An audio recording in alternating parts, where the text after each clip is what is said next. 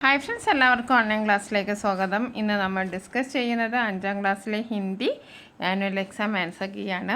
ഇന്ന് നടന്ന എക്സാമിൻ്റെ ആൻസർ കീയാണ്. അഞ്ചാം ക്ലാസ്സുമായി ബന്ധപ്പെട്ട എല്ലാ എക്സാമിൻ്റെയും answer key discussion annual exam 2024 എന്ന പ്ലേലിസ്റ്റിൽ ലഭ്യമാണ്. അതേപോലെ തന്നെ 5ാം ക്ലാസ്സുമായി ബന്ധപ്പെട്ട പ്രീവിയസ് ഇയർ ക്വസ്റ്റ്യൻ ആൻസറൊക്കെ ആനുവൽ എക്സാം ക്ലാസ് 5 എന്ന പ്ലേലിസ്റ്റ് നിങ്ങൾക്ക് ചെക്ക് ചെയ്താൽ മനസ്സിലാവും. അപ്പോൾ നമുക്ക് ആദ്യത്തെ ചോദ്യം നോക്കാം. 6 ആക്ടിവിറ്റീസാണുള്ളതിൽ അതിൽ ആദ്യത്തെ ആക്ടിവിറ്റി നിർബന്ധമാണ്. ഓക്കെ, അപ്പോൾ നമുക്ക് ആദ്യത്തെ ആക്ടിവിറ്റി ഒന്ന് വായിച്ച് നോക്കാം. ആദ്യത്തെ ആക്ടിവിറ്റി വളരെ എളുപ്പമാണ്. ചോദ്യത്തിൽ തന്നെ ഉത്തരം ഉണ്ടാവും. നമുക്ക് വായിച്ച് നോക്കാം. ജംഗൾ മേ ഏക് ഷേർ രഹ്താ താ. കാട്ടിൽ ആരുണ്ട്? സിംഹമുണ്ടല്ലേ. ഉസ്കെ ദോ ഛോട്ടെ ബच्चे भी थी. സിംഹത്തിന് 2 ചെറിയ മക്കളുണ്ട്. ബच्चे भी थी, കുട്ടികളും ഉണ്ട്. ഉസ്കാ പരിവാർ ബഡാ സുഖീത്ത. കുടുംബം. ഉസ്കാ പരിവാർ എന്ന് പറഞ്ഞാൽ എന്താണ്? കുടുംബം. ബഡാ സുഖീത്ത, നല്ല സന്തോഷത്തിൽ അങ്ങനെ പോവുകയാണ്. ഷേർ കാ മിത്രത ഹാത്തി. ഷേറിൻ്റെ മിത്രമായിരുന്നു ആന. ഹാത്തി എന്ന് പറഞ്ഞാൽ ആന. ഇനി അടുത്ത ചോദ്യം എന്താണ്? വളരെ സിമ്പിൾ ചോദ്യമാണ്. ഷേർ കഹാൻ രഹ്താത്ത. അപ്പോൾ ആദ്യത്തെ ചോദ്യത്തിൻ്റെ ഉത്തരം തന്നെ എവിടെയുണ്ട്? ജംഗൾ മേ രഹ്താത്ത. അപ്പോൾ നമുക്ക് എന്തെഴുതാം? ജംഗൾ എന്നെഴുതാം. ഷേർ കഹാൻ രഹ്താത്ത, ജംഗൾ മേ രഹ്താത്ത. ഷേർക്കെ കിത്തിനെ ബച്ചത്തെ. എത്ര കുട്ടികളുണ്ട്? ദോ അല്ലേ. അപ്പം ദോ എന്ന് നമുക്ക് എഴുതാം. ഷെർക്കെ ബച്ചെ കൈസേത്തെ. ഷെർക്കെ ബച്ചെ കൈസേത്തെ എങ്ങനെ ഉണ്ടായിരുന്നു? ബഡേ ആണോ? അല്ല, ലംബയാണോ? ചോട്ടയാണ് കറക്റ്റ് ആൻസർ.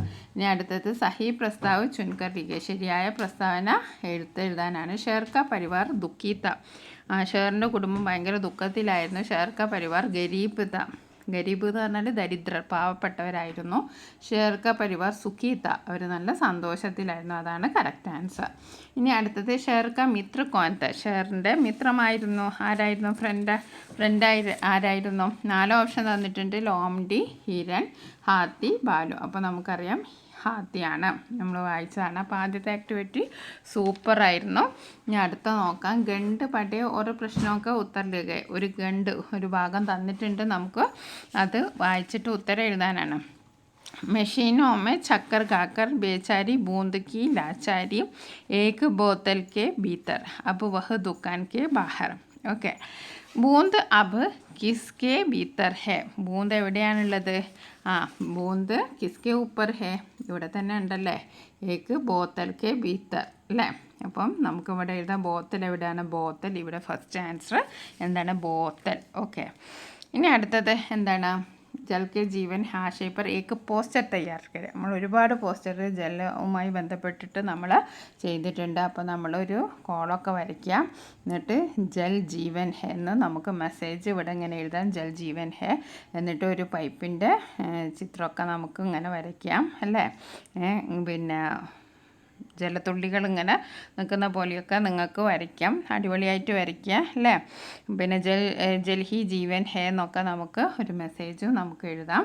ക്രയോൺസൊക്കെ എല്ലാവരും കൊണ്ടുപോയിട്ടുണ്ടാവും എന്ന് വിചാരിക്കുകയാണ്. അപ്പോൾ അടിപൊളിയായിട്ട് ആ പോസ്റ്റർ നിങ്ങൾ കംപ്ലീറ്റ് ആക്കി. ഇനി നമുക്ക് അടുത്ത ആക്ടിവിറ്റി നോക്കിയാലോ. ഓക്കെ, നമ്മൾ ഇന്നലെ ഡിസ്കസ് ചെയ്ത ക്വസ്റ്റ്യൻ പേപ്പറിൽ ഉണ്ടായിരുന്നല്ലേ. ചിത്ര ദേക്കെ ഓരോ താലിക വരെ. അപ്പോൾ ബാഗ് എന്ന് പറഞ്ഞാൽ വഴുതന, ബ്രിഞ്ചാൾ, സേബുണ്ട്, ഹരി മിർച്ച് ഉണ്ട്, അങ്കൂറുണ്ട്, പിന്നെന്താ കേല ഉണ്ട്, ടമാറ്റർ ഉണ്ട്. അപ്പോൾ ഇത് ഫ്രൂട്ട്സും വെജിറ്റബിൾസും ആണ്. ഇതിൽ ഫൽ ഏതാണ്, പിന്നെ വെജിറ്റബിൾസ് ഏതാണെന്ന് നമ്മൾ തരംതിരിച്ച് എഴുതണം. ഫൽ എന്ന് പറഞ്ഞാൽ എന്താണ്? ഫ്രൂട്ട്സ്. സബ്ജി എന്ന് പറഞ്ഞാൽ പച്ചക്കറി അല്ലേ. അപ്പോൾ നമുക്കതറിയാം. ബാങ്കൻ ഇവിടെയാണ് വരിക അല്ലേ. അത് വഴുതന എന്ന് പറയുന്ന ഒരു സബ്ജിയാണ്. പിന്നെ സേബ് എവിടെ വരും? സേബ് ഇവിടെ വരും അല്ലേ. ഇനി ഹരി മിർച്ച് എന്ന് പറഞ്ഞാൽ പച്ചമുളക്, അത് ഇവിടെ വരും. അങ്കൂർ എന്ന് പറഞ്ഞാൽ എന്താണ്? മുന്തിരി, അത് ഇവിടെ വരും. കേല എന്ന് പറഞ്ഞിട്ട് മുന്തിരി അല്ല, പഴമാണ്. കേല എന്ന് പറയുന്നത് ഇവിടെ വരും. ടമാറ്റർ എന്ന് പറയുന്നത് എന്താണ്? ടമാറ്റർ എന്ന് പറയുന്നത് പച്ചക്കറിയാണ്. അപ്പോൾ സബ്ജിയിൽ വരും.